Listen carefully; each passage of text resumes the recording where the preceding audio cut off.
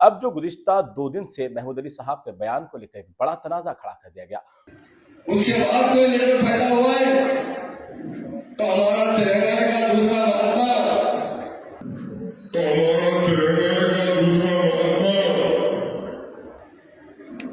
1954 में केसीआर साहब पैदा हुए।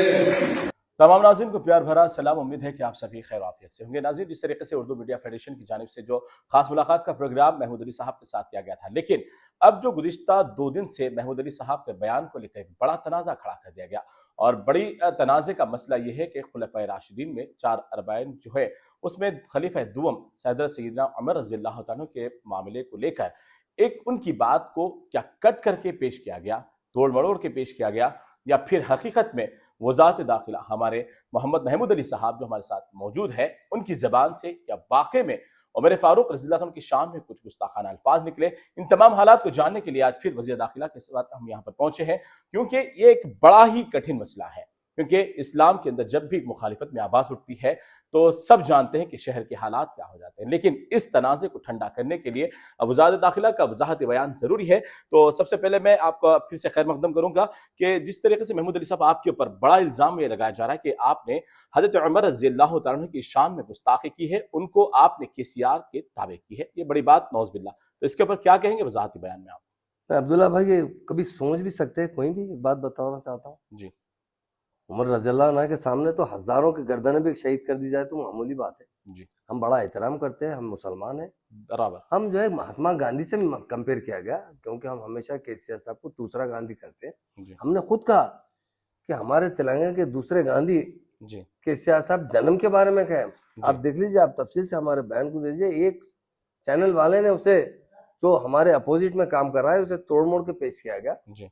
और मैं कल खुद बहुत बड़े बड़े उलमाओं के साथ बैठा था, मुफ्तियों के साथ बैठा था खम्मम में। जी। पूरा उस पर डिस्कस भी किया और कहा कि वो तोड़ मोड़ के पेश करने के बाद भी किसी को तकलीफ है तो मैं दिल से माफी चाहता हूँ कहा। और मैं तो बहुत एहतराम करने वाला आदमी हूँ, और उलमा, बहुत उलमाओं को और मशाइखीन हजरात को, और खासकर हमारे खुलफा राशिदीन तो बहुत बड़े हैं, वो किधर से किधर मिला सकते हैं। आप मैं माजरत से कहना चाहता हूँ कि लोग इस तरह से सोच रहे हैं, वो बहुत, हम तो ख्वाब में क्या सोच भी नहीं सकते ऐसी बात। आपकी बात को लेकर मतलब तमाम मुसलमानों में बरहमी की लहर फैली हुई है कि हकीकत में आपकी जो वीडियो को तोड़ मड़ोड़ के पेश किया गया उसके तो हम वजाहत करेंगे, लेकिन आप उन तमाम लोगों को जो बरहमी की हालत में है, आपके खिलाफ बहुत सारे नाजिबा अल्फाजों का भी इस्तेमाल हो रहा है, उनके लिए क्या कहेंगे आप? मैं उनसे कहता हूँ कि आप सोचिए, जी, हम भी मुसलमान हैं और हम भी बहुत हलाल रोजी खाते हैं, बहुत पक्के मुसलमान हैं, बहुत ईमान पे चलने वाले मुसलमान हैं।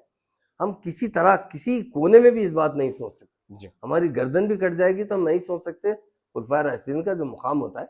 मैंने कहा कि महात्मा गांधी से किसी ने सवाल किया था कि आप कैसा हिंदुस्तान देखना चाहते हैं। जी, हमने सुना है। क्योंकि महात्मा गांधी इस्लामी लीडर से बहुत अच्छा वाकिफ थे। उन्होंने कहा, मैं बहुत से लोगों के बारे में, हुक्मरानों के बारे में पढ़ा हूँ, और सबसे अच्छा रूल रहा तो हजरत उमर फारूक रज़ियल्लाहु अन्हु का ज़माने का रूल रहा है।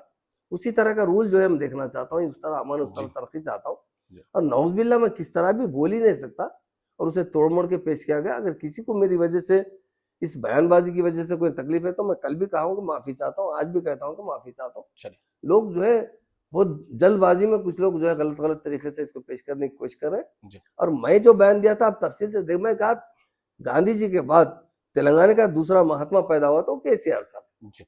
तो यानी वजाहती तौर पर यह वाज़ेह है कि महमूद अली साहब का जो बयान था कि महात्मा से किसी ने सवाल किया कि किस तरीके का आप रोल चाहते हैं, तो उन्होंने उमर फारूक रज़ियल्लाहु अन्हु के दौर की बात कही, और यहाँ पर इनके बात को किस तरीके से तोड़कर पेश किया गया वो हम आपको बराबर हमारे अपने तमाम मीडिया चैनल्स के जरिए बताएंगे।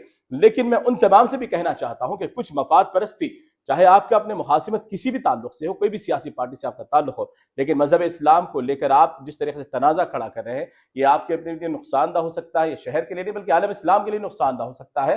तो मैं आप सभी उन हजरात को भी इंतबाह देता हूं कि बेवजह इंतखाबी मौसम के दौरान इस तरीके से खुलफाए राशिदीन को लेकर हो या इस्लामी मज़ाहिब के ताल्लुक से हो, किसी भी मजहब के ताल्लुक से आप अपने चंद वोट हासिल करने के लिए मुसलमानों के जज्बात को मजरू ना करें। तो इस तरीके से हमारी खास मुलाकातें जारी रहेगी, लेकिन हजरत उमर रज़ियल्लाहु अन्हु के बात को लेकर जो तनाज़ा खड़ा किया गया उस मामले का खुलासा करने के लिए हम वज़ारत दाखिला के पास मौजूद हुए, और उन्होंने फिर एक मरतबा अवामुन्नास के दिल को पहुंचने वाली ठेस को लेकर माफी मांगी है, और उन्होंने कहा कि अगर आप हकीकत जानना चाहते हैं तो इस वीडियो को जरूर देखें। बड़े बड़े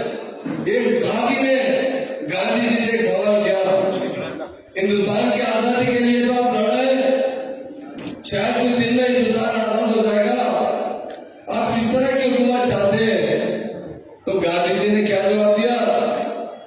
उमर फारूक रजी अल्लाह के जमाने के हुकूमती भाई हुकूमत हिंदुस्तान में चाहते हैं, क्योंकि तारीख बताती है दुनिया में कभी इंसाफ हुआ है, हज़रत उमर फारूक रज़ी अल्लाह के ज़माने में इंसाफ हुआ है। उसके बाद कोई लीडर पैदा हुआ है तो हमारा तेलंगाना का दूसरा महात्मा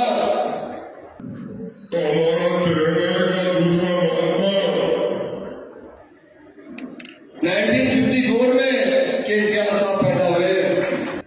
उसके बाद कोई लीडर पैदा हुआ है तो हमारा तेलंगाना का दूसरा महात्मा